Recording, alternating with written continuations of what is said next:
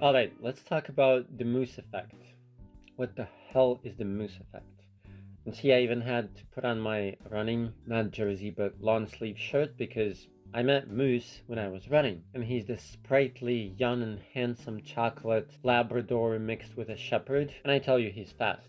Let me tell you the story briefly, and then I'll tell you what the moose effect is all about, because it's really important. And it's not even facetious, it's true. But this was last winter. I was running at Elm Creek Park, and this guy with a dog were passing me, and I was feeling very, very super lazy, super devoid of energy, lethargic. But as soon as they were about to pass me, I brightened up and sparkled up, and I said, can I run with you guys? And that's how I met my friends Brandon and Moose. But we ran with Moose and Brandon about 1.5 weeks ago, and I actually injured myself. Moose was just too much for me. Now, I don't think I injured myself on that run. It was probably in the coming, but it just basically, unfortunately, happened on that run. But I think in about a week, I'll be back to jogging. So, Taylor, no soup for you. Taylor is my friend and maybe rival in running. Anyway, so what is the moose effect? So we were doing this 10-mile run, and Moose was on a leash, and he was also a little bit, not exactly lethargic, he was pulling, but he was not super vivacious. And Brandon, his owner, actually told me, you know, that when Moose is on a leash, he often gets tired faster, but, you know, once he's off the leash, he's unleashed. Haha. And I saw that with my own two eyes. The moment that he was off the leash, he just took off. Man, I had a hard time keeping up with him. He was probably running, I won't say 5-minute miles, but maybe like around 5:30 miles. And yeah, I can run a 5:30 mile, but I had to work to keep up with Moose because he was free. And that's important. A free man or woman or dog or animal will have more energy, more verve, more skills. Not necessarily more skills, but more willingness. And that's actually the brilliant idea. I didn't even have that idea in mind when I started the clip, but that's probably the crux and the core and the essence of this clip is willingness, freedom and willingness. Because without willingness to use your skills will never come into play. You may have all the skills in the world, but if something is blocking them, you know, what's the use? Like, something is happening to me right now in chess. I'm sort of on a losing streak, and I'm losing even to weaker opponents. So knowing what I know about the mind, I'm not necessarily like, I had this erroneous idea that I need to, well, it's not erroneous, but I had the idea that I needed to increase my chess skills. True, but I think that the brighter idea would be to question myself, like, why do I not want to win? Let me give you an example, actually, and then we'll come back to the moose effect. But I played this guy last week, and I was beating him decidedly. I beat him once. I think I beat him twice, and I saw that he was basically downgrading himself. He was like, okay, you got me. You're just such a better player. I'm lost. And I was like, just stop it. Stop it. Stop saying this. Stop doing this. Why are you sabotaging yourself? And you know what? He beat me like every single time 2 days before yesterday, or yesterday. It was yesterday, actually. So I did it to my own doom, but I haven't been playing super well, and I'm guessing I toned down the level of my game when I was in Mexico and playing against weaker opponents. Because what's the use of playing against weaker opponents if you're so much better? You have to sort of tone down your level of play. And I sort of got stuck in that mode when I came back to the US, and here my friends are actually quite good, as good, or many are better than me. So maybe that was just an epiphany for me right there. But back to Moose and the Moose effect. You have to have freedom in your skills and in your expression of your own skills in order to do as well as you possibly can do and should do. So in interpreting and in translation, I'll give you a few examples. That's why in interpreting, I always insist on being the professional. I don't want my choices questioned by people who are unqualified, and even by people who are qualified if there is no need. Like, imagine that you're interpreting and somebody just wants to correct you all the time.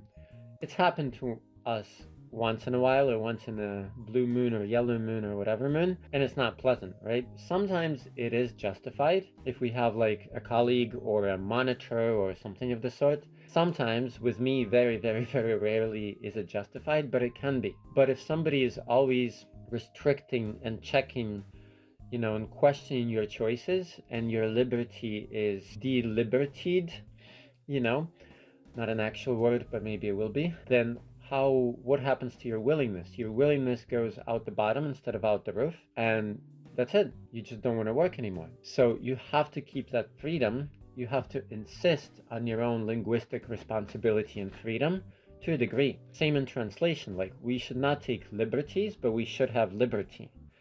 And then we'll go on liberty when we're done with the book. But I'll give you an example. I've done many books, but several books I've refused. Some for ethical reasons, some for linguistic reasons. There was one book that I refused and actually passed on to a colleague. And the client, it was not actually the client himself, but it was like his staff or his evaluators or whatever. And they said, we love your translation, but we just want to give you a tip and we want to ask you about something important. You have to translate an adjective as an adjective and a noun as a noun and a verb as a verb. And I said, psh. Almost said bah humbug, but I said, psh, what baloney is this? You are going to tell me how to translate? I did not change the meaning. And they're like, but no, you have to translate a verb as a verb. I said, no, you don't. Not always. And basically I just said goodbye, because if you're being too restricted, it just doesn't work. In any game, you have to have barriers and restrictions and rules. Sure, you have to have them. And you have to have freedom. And if the freedom is too constricted, then it just doesn't work. So you have to insist on the freedom to do your job. Again, not on taking liberties, not on changing concepts, but within the rules of the game, on doing whatever the hell you want to perform your job and get your product. And that's why I always choose clients and contexts that like this. Sometimes it can be too much. Like right now, I need to start a book. I'm slightly late on it because I'm finishing another book. But this guy's actually insisting, like, you can just change my concepts. You can do a very liberal translation. You can adapt it as you want and change it without asking me. I was like, no, I don't want this liberty. You're the author. You're responsible for the text. If I feel like changing something or making edits or localizing or adapting, I will ask you. And we actually had this argument the other way. That's kind of a new thing for me. I was like, no, I don't want this much responsibility.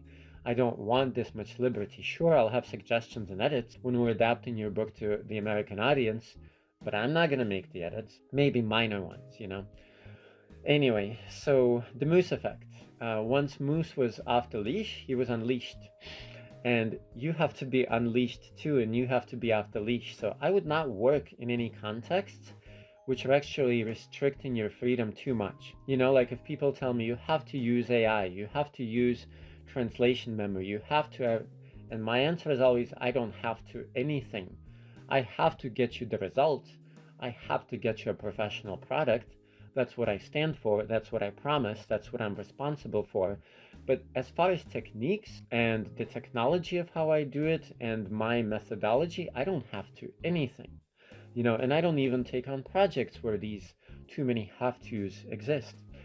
So I don't want to belabor the point, but in translation and in life and in love and in anything, you don't want to have too many rules. You have to have some, because without rules there is chaos. But usually the more rules, the less confidence, the less ethics a person has, For example, if a person has very good work ethic, they don't necessarily need to create a ton or a myriad of rules for themselves because they trust their own work ethic. Like I trust my own, it would be ridiculous. Let me give you an example. You have this posted sheet in your workspace and the sheet says, I must never omit factual information. I must never change the author's style. Like it would be ridiculous. Why? Because you do that anyways. So how did I even get here? But back to Moose.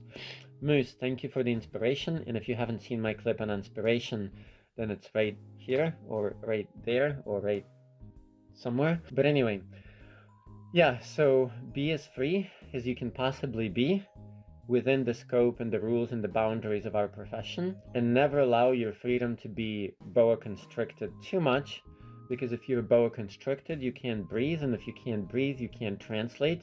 And who the hell needs a translator who can translate, or an interpreter who can interpret? So no boa constrictors, okay? Talk to you guys later.